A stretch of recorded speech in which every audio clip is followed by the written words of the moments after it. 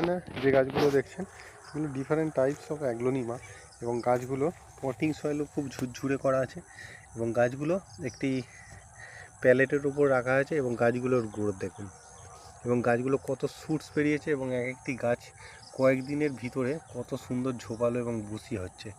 তো এইভাবে একটু যদি হাইটে রাখতে পারেন, যে নর্মাল গ্রাউন্ডের থেকে বা একদম মাটিতে না রেখে, তাহলে কিন্তু খুব, আমি এটা এক্সপেরিমেন্টের জন্য এটা করেছিলাম, একটি প্যালেটের উপরে রেখেছি একটু হাইটে 6 ইঞ্চি মাটি থেকে, আর এইগুলো মাটিতে রেখেছি। এইগুলোর মধ্যে তফাৎ দেখুন, এতেও শুটস এসেছে, কম নয়, এতেও কিন্তু প্রচুর শুটস এসেছে, কিন্তু এর গ্রোথ আর এর গ্রোথ, বা দেখুন এইখানে যে গাছগুলো আছে মাটিতে আছে এটি পলিথিনের উপরে, তো এর গ্রোথ দেখুন, এবং এইখানে যে গাছগুলো আছে এর গ্রোথ দেখুন কতটা ডিফারেন্স।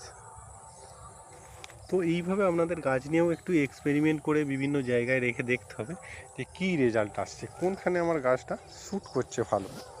তো আজকের মতো এখানে শেষ করছি, নমস্কার।